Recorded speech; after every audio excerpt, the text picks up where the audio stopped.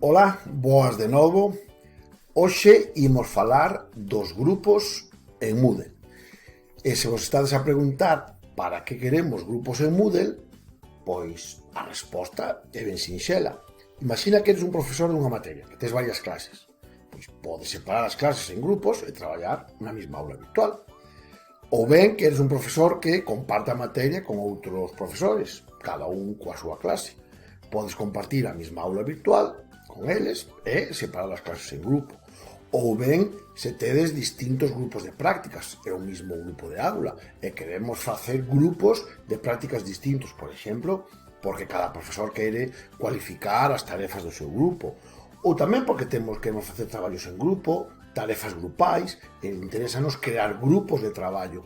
En todos esos escenarios é nos que ten moitísima aplicación, moitísima utilidade os grupos en Moodle.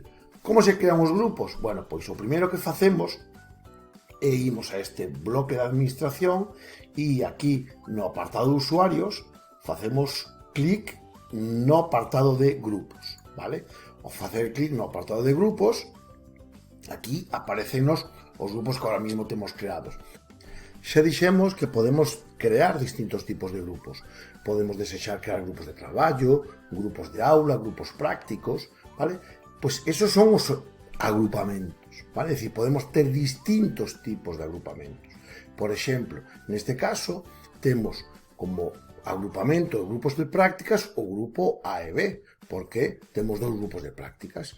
Tamén temos para traballar en grupo, sería o agrupamento de traballos en grupo, 4 grupos, que chamamos grupos T1, T2, T3 e T4. E, por exemplo, para amosar niveis de alumnado, pois, niveis de traballo, por exemplo, pois creamos os grupos nivel 1, nivel 2, nivel 3. Pensa que temos distintos tipos de agrupamentos, vale?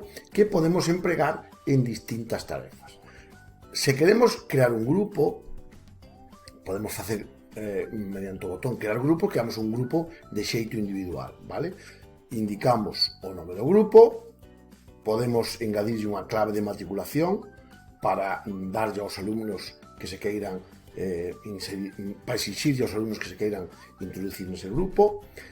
Podemos engadir unha imaxe a ese grupo, asociala, xeito que se amose, por exemplo, nos foros, que é algo que ten bastante utilidade, como veremos máis adiante. Guardaríamos os cambios e teríamos un grupo individual creado. Pero, normalmente, se queremos crear varios grupos, temos unha ferramenta moi simple tamén que a que nos permite crear grupos automáticamente. Imaginemos que queremos crear, por exemplo, 10 grupos ou 10 parellas, vale? Entón, crearíamos os grupos automáticamente, aquí daríamos o nome que lle queremos dar aos grupos, o nome xeral, por exemplo, parella, vale? Parella o que fose, e aquí podemos ou ben engadir un arroba, o que faría sería sustituir a arroba por letras, A, B, C, D, E, ou ben unha almohadilla, que faría sustituir a almohadilla por números, 1, 2, 3, o que fose, vale? Podemos ou ben indicar o número de grupos ou o número de membros de cada grupo. Neste caso, como vamos a facer parellas, vale? Vamos poñer que hai 2 membros por grupo, de acordo? E seleccionaríamos alumnos. Temos que indicar tamén o agrupamento, é dicir, neste caso vamos a indicar ou ben que creamos un agrupamento novo, vale? Ou ben que utilizamos un dos agrupamentos que xa temos. Neste caso, vamos a indicar un agrupamento novo. Poñémoslo aquí abaixo, novo agrupamento, e chamámoslle, por exemplo, parellas. De acordo? E con isto, dámoslle a enviar, e xa nos crearía, pois, todas esas parellas. Aquí aparece, pois, como vedes, parella 1, 2, vale?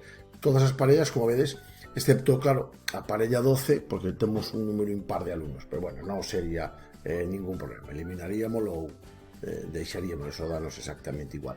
E vemos que nos agrupamentos aparece un novo agrupamento, que é o agrupamento parellas, de acordo? Tamén podemos ver, accedendo a calquera dos grupos, ben, podemos editar a configuración do grupo, vale? Poderíamos asociar unha imaxe ou calquera outra cousa. E se pinchamos en calquera dos grupos, vemos os alumnos que forman parte dese grupo. De acordo? Ben, vimos como crear grupos automáticamente e, ademais de paso, como engadir usuarios de xeito aleatorio a eses grupos. E tamén vemos que se collemos un calquera destes grupos podemos engadir e retirar usuarios manualmente, de acordo? Podemos eliminar esta alumna, retirala ou volver a inserila, engadila a ese grupo. Tamén hai outra posibilidade, pero xa habería que facer uso de outra ferramenta, que é crear os grupos e que sexan os propios alumnos os que se apuntan a eses grupos. Vexamos como facelo rapidamente. Para iso, imos crear primeiro de novos grupos, neste caso valeiros, vale? Creamos os grupos de prácticas, chamámoslle prácticas, numerámolos con un número, poñemos neste caso o número de grupos 4, por exemplo, e a hora de asignar membros, aquí antes tiñamos ao chou aleatorio, tamén o poderíamos facer alfabéticamente, imos poñer sen asignar, co cal os grupos irían valeiros. Añadímonos a un novo grupo de agrupamento que chamamos tamén prácticas, por exemplo. E creamos eses 4 grupos que vemos que agora están valeiros, ok? Poderíamos engadir manualmente os usuarios, pero imos facer que sexan os alumnos os que o fagan e se apunten automáticamente. Para iso iríamos á páxina principal do curso e engadiríamos unha nova actividade que se chama actividade de escolla de grupo. Por exemplo, engadímola aquí. Esta sería a actividade de grupo de escolla. En Faitica hai unha similar que se chama Group Self-Selection, que esencialmente son moi similares e a funcionalidade é a mesma, vale? Engadimos esta tarefa, chamámoslle escolle o teu grupo, aquí indicaríamos algún tipo de instruccións, de acordo? Non imos permitir a matriculación a múltiples grupos, senón que simplemente se apunten a un deles. Poderíamos deixar que unha vez feito a escolla poidan cambiala, pois podemos decirlle que sí, mentras estea aberto, de acordo? E podemos limitar o número de respostas, vale? Neste caso, como nos interesa que o tamaño dos grupos sexa limitado, por exemplo, a 10 alumnos, pois poñémoslle que sí, e engadimos que todos os grupos teñan un tamaño máximo de 10. Imos aplicar a todos os grupos. Primeiro seleccionamos os grupos que queremos que aparezan, dixemos os de prácticas, vale? Engadimos eses 4 grupos. Iso quer dizer que os alumnos van a poder escoller entre o grupo de prácticas 1, 2, 3 e 4, e aquí vemos o tamaño máximo de grupo sería 10. Dicir, unha vez que se enchera o grupo, pues o alumno teria que escoller outro grupo, de acordo? Dámoslle a agardar e volver ao curso e xa temos a actividade de escolla creada. Vedes que isto sería o que vería un alumno, vale? Escollería unha dos grupos, agardaría e, bueno, xa vería un alumno, que son eu neste caso, nese grupo. Outro sitio onde podemos ver os grupos e os seus membros é aquí nos participantes. Se imos aos participantes do curso, a lista de participantes, vedes que todos os alumnos teñen aquí á dereita os grupos aos que pertence. Por exemplo, Antonio Álvarez pertence ao grupo A, grupo T3. Poderíamos aquí facer algún tipo de modificación. Podemos coller a un alumno e quitalo dunha, por exemplo, quitalo do grupo, facemos clic aquí no lápis, vale? Quitámoslo do grupo T3 e podemos aquí engadilo no grupo T2, por exemplo. Seleccionámoslo, vedes que a medida que escribimos van aparecendo os grupos, seleccionamos o grupo T2 e ao darlle aquí clic neste disco, pois quedaría grabado. Aquí tamén no menú na listaxe de participantes podemos tamén ver cales son as asignacións de grupos a alumnos e facer aquí modificacións manuais. Ben, e unha vez visto isto, imos ver agora cales son as distintas utilidades que podemos ter cos grupos nun curso de Moodle.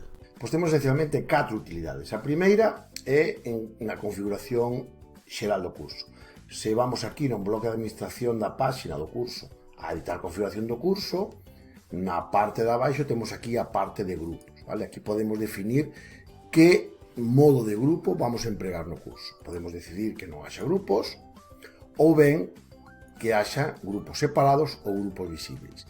Se hai grupos separados, isto afecta, o modo de grupo afecta a 3 cousas: a como se ven as calificacións, a como se ve, se poden ver os perfis de usuario ou non de outros alumnos, de outros grupos, ou se pode ver incluso a lista de usuarios. Se temos grupos separados, isto que significa esencialmente é que os alumnos só poden ver no curso os alumnos do seu grupo. Sería como se os alumnos de outros grupos, no agrupamento, grupos de prácticas, que no que estamos escollendo, non houbera os outros alumnos, vale? Se poñemos grupos visíveis, temos un modo de grupos, pero os alumnos de distintos grupos vense entre sí. Se, por exemplo, deixamos o modo grupos separados como tíamos antes e imos a un alumno, por exemplo, do grupo, este alumno que temos aquí preparado, vale? Vamos a ver a lista de participantes, vale? Este é un alumno do grupo B e vemos que na lista de alumnos solo ve os. Se volvemos á edición do curso, vemos logo que esta configuración no grupo no curso ten varios efectos. O primeiro efecto, como vemos, é facer que os alumnos non se vexan entre sí no caso de grupos separados e que sí que se vexan no caso de grupos visíveis. Tamén afecta ao modo por defecto. Este sería o modo por defecto que se empregarían nas actividades. Se non desexamos forzar este modo de grupo, nas actividades podría cambiarse. E o outro efecto de ter un modo de grupo e escoller aquí un agrupamento é que nas cualificacións podemos filtrar as cualificacións por grupos de prácticas. Se vamos aquí ás calificacións, vemos que podemos seleccionar grupo A, grupo B, grupo A ou todos os participantes. Ben, outro apartado no que os grupos son relevantes é nos foros. Se imos a un foro, podemos escoller que un foro teña un modo de configuración, por exemplo este de aquí. Vamos á súa configuración e nos foros, no apartado de axustes comuns, temos o funcionamento de grupo. Podemos escoller traballarse en grupos.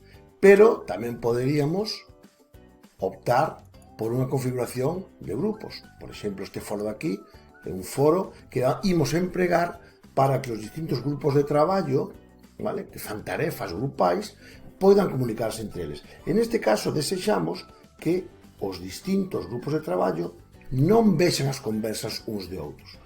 Entón, nese caso, imos á configuración de foro e escollemos como modo de grupo, grupos separados. E o agrupamento, traballos en grupo.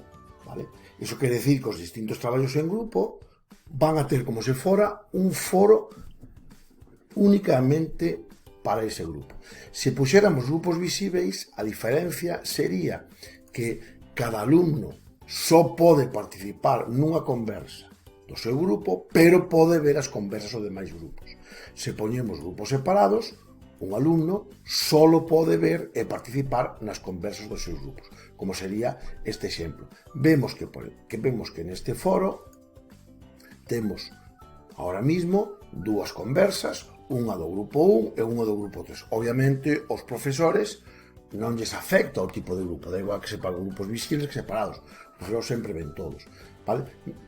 Vemos aquí que temos dúas conversas, unha do grupo 1 e outra do grupo 3. Como son grupos separados, se imos a un alumno do grupo 3 e imos, por exemplo, a esa actividade, este sería un alumno do grupo 3, vemos que solo ve a conversa do grupo 3 e, obviamente, podería participar nesa conversa do grupo 3. No vídeo que dediquemos aos foros, volveremos a falar do modo de grupo nos foros. Outra posibilidade de emprego dos grupos é nas tarefas. Vale? Podemos facer que unha tarefa teña unha entrega grupal. Basta con iso, cando creemos unha tarefa, vale? Temos aquí un apartadiño na parte de abaixo que é configuración de entregas de grupo. E aquí podemos indicar se os alumnos se entregan en grupos ou non. Se lle decimos que sí, vale? Vemos que podemos indicar que agrupamento escollemos. Por exemplo, traballos en grupo. Desta maneira, todos aqueles alumnos que formen parte dun grupo deste agrupamento farían unha entrega. Veremoslo máis adiante tamén noutro vídeo dedicado ás tarefas, un pouquinho máis sobre as tarefas en grupo. De momento quedámonos coa idea desta utilidade que teñen os grupos nas tarefas. E, por último, unha cuarta utilidade que teñen as tarefas é precisamente as restriccións. Podemos facer que calquera recurso ou calquera actividade se restrinxa a determinado grupo. Por exemplo, podería desexar que esta tarefa 2, ou esta, por exemplo, vamos a engadir un recurso. Podería facer que un determinado arquivo só estuvera visible pois para un grupo determinado. Nesta parte de restringir acceso, engadiríamos unha restricción que é un grupo e podemos facer que este recurso só este accesible pois ao grupo A, por exemplo. Ou poderíamos facer que só estuvera accesible a alumnos que estuvesen en algún grupo dun agrupamento destes, vale? Por exemplo, que tuvese en algún grupo do agrupamento niveles. Tamén dedicaremos un vídeo en especial ás restriccións e por eso deixarémoslo máis adiante. É dicir, nos vídeos seguintes volveremos a falar dos modos de grupos en cada un destes escenarios, pero no momento vemos esta visión xeral do emprego dos grupos en Moodle. E con isto deixámoslo aquí por hoxe, esperamos que vos tivera sido útil este vídeo e vémonos no seguinte. Ata logo!